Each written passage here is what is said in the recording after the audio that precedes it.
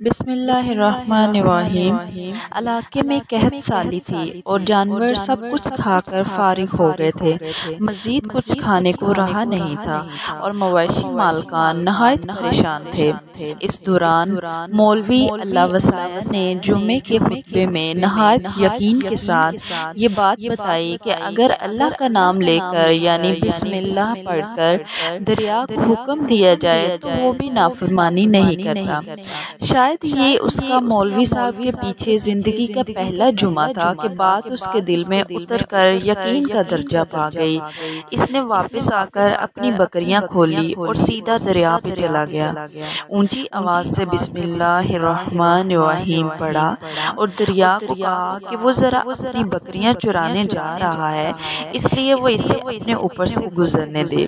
یہ کہہ کر اس نے اپنی بکریوں کو ہانکا اور دریا کے اوپر سے چلتا ہوا دریا پار کر گیا۔ علاقہ گھاس سے بھرا پڑا تھا، درختوں کے پتے بھی سلامت تھے کیونکہ یہاں تک کسی کو رسائی حاصل نہیں تھی۔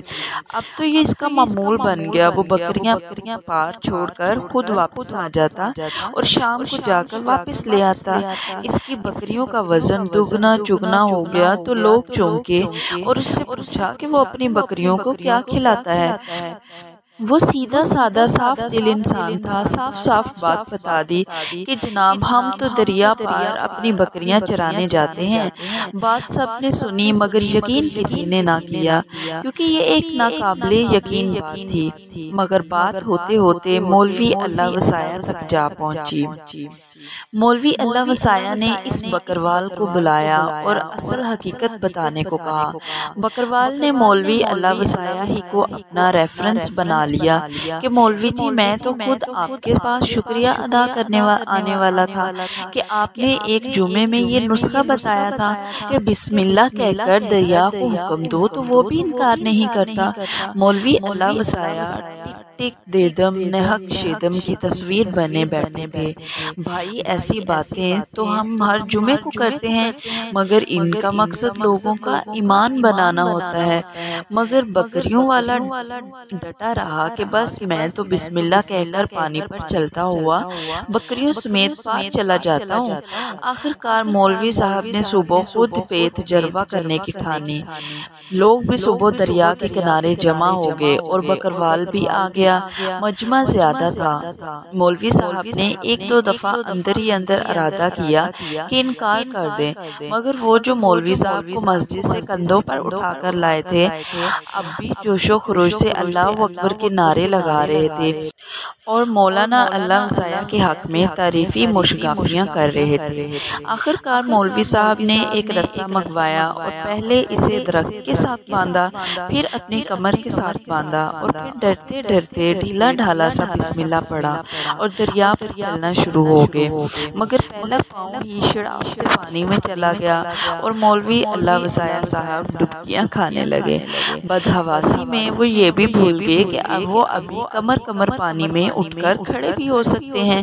وہ پانی کے بہاؤ میں بہنا بھی شروع ہو گئے۔ لوگوں نے کھینچ کر باہر نکالا اور سوکھنے کے لیے سائڈ پہ لٹا دیا۔ مولوی صاحب کی درگت نے بکروال کو بھی پریشان کر دیا کہ مولوی صاحب کی بسم اللہ کو کیا ہو گیا، مگر چونکہ اس کا یہ روز کا معمول تھا لہٰذا اس کے اپنے یقین میں کوئی فرق نہ آیا۔ اس نے بسم اللہ کہہ کر بکریوں کو پانی کی طرف اشارہ کیا اور خود ان کے پیچھے چلتا ہوا ان کو پار چھوڑ کر واپس بھی آ گیا۔ لوگ اسے ولی اللہ سمجھ رہے تھے اور اس کے حق میں نعرے لگا رہے تھے مگر وہ سب سے بے نیاز سیدھا مولوی اللہ وسایہ کے پاس پہنچا اور کہا کہ مولوی صاحب میں آپ کی بسم اللہ کی طرف سے کافی پریشان تھا مگر پانی پہ چلتے ہوئے مجھے آپ کی بسم اللہ کی بیماری کا پتہ چل گیا۔ اس نے درخت سے بندھے رسے کی طرف اشارہ کیا اور کہا کہ مولوی صاحب یہ ہے آپ کی بسم اللہ کی بیماری، آپ کی بسم اللہ کی برکت کو یہ رسہ کھا گیا۔ آپ کو اللہ اور بسم اللہ سے زیادہ اس رسے پر بھروسہ تھا لہٰذا اللہ نے بھی آپ کو رسے کے حوالے کر دیا تھا۔ کمال کرتے ہیں آپ بھی مولوی صاحب، میں نے آپ کے منہ سے سنا اور یقین کر لیا، اور میرے اللہ نے میرے یقین کی لاج رکھ لی، مگر آپ نے اللہ سے اللہ کا کلام سنا مگر یقین نہیں کیا، لہٰذا اللہ نے آپ کو رسوا کر دیا۔ یہی کچھ حال ہماری نمازوں اور دعاؤں کا ہے، ہر ایک عبادت یقین سے خالی ہے، اسی لیے دعائیں قبول نہیں ہو رہی۔